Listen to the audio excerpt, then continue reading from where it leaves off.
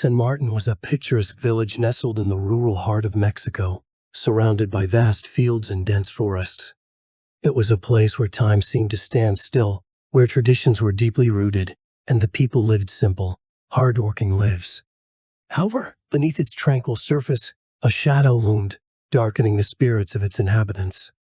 The village had always been known for its bountiful livestock and fertile lands, but in recent months, something sinister had begun to stalk the night.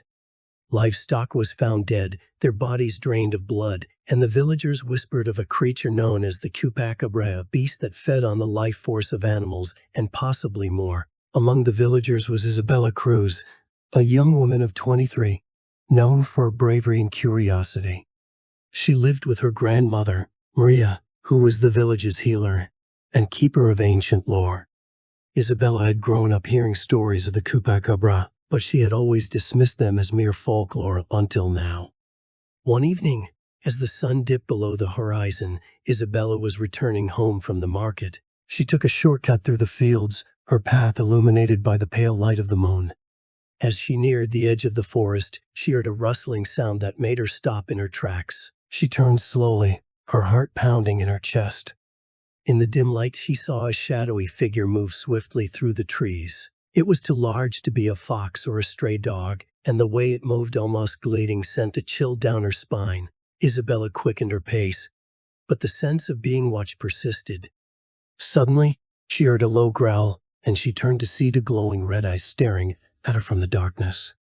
She gasped, dropping her basket as she fled towards the safety of her home. When she burst through the door, breathless and terrified, Maria looked up from her sewing with a concerned expression. "Isabella, what happened?" Maria asked, setting aside her work. "I saw it, Abula. I saw the Chupacabra," Isabella stammered, her voice trembling. Maria's face grew pale. She had hoped the stories would remain just that, stories. But now, it seemed the ancient curse had returned. Maria sat Isabella down and began to tell her the tale that had been passed down through generations. Long ago, the village of San Martin had been plagued by a similar creature. According to legend, the Chupacabra was not merely an animal but the manifestation of a curse placed upon the land by a vengeful shaman. The shaman, a powerful sorcerer from a neighboring village, had been wronged by the ancestors of San Martin. In his fury, he summoned a beast from the underworld to exact his revenge. The creature would feed on the blood of the villagers' livestock, bringing them to the brink of starvation and despair. "But there is a way to break the curse," Maria said, her voice filled with urgency. "The curse can only be lifted by finding the shaman's relic, a talisman that holds the beast's power.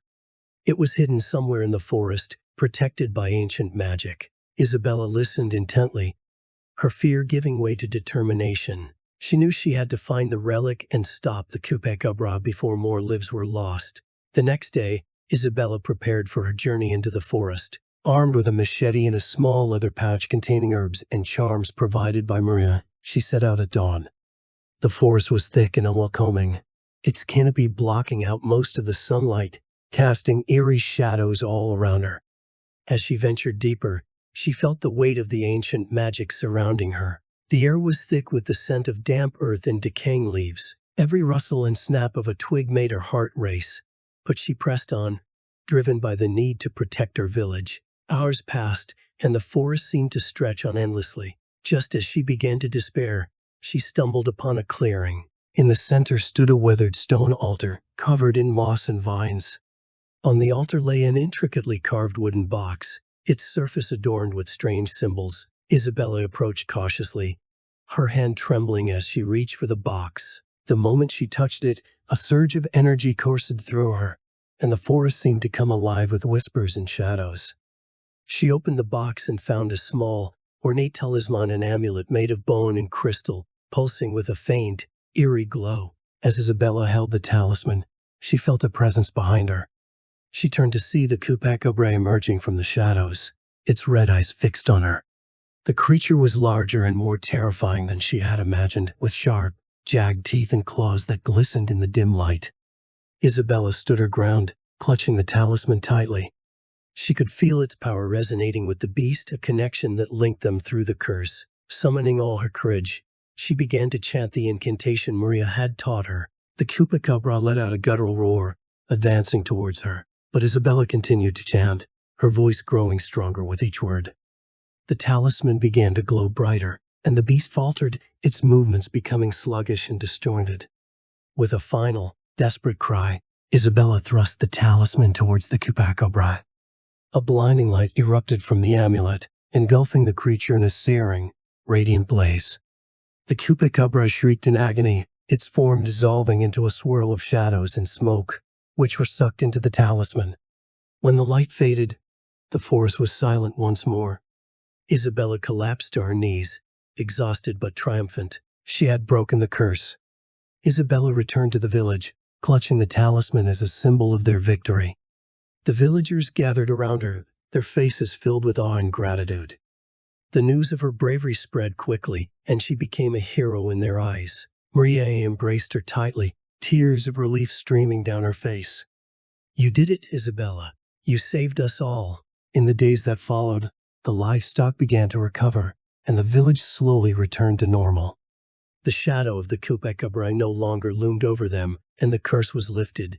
But Isabella knew that the talisman held a dark power, and it needed to be kept safe. With Maria's guidance, they buried it deep in the forest, ensuring that it would never be used for evil again. Years passed, and St. Martin flourished. The tale of Isabella's bravery became a legend, passed down through generations. She grew old, living a life of peace and fulfillment, always remembered as the one who had faced the darkness and emerged victorious.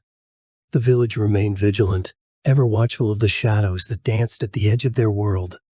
But they knew that as long as they stood together, no curse or creature could ever break their spirit.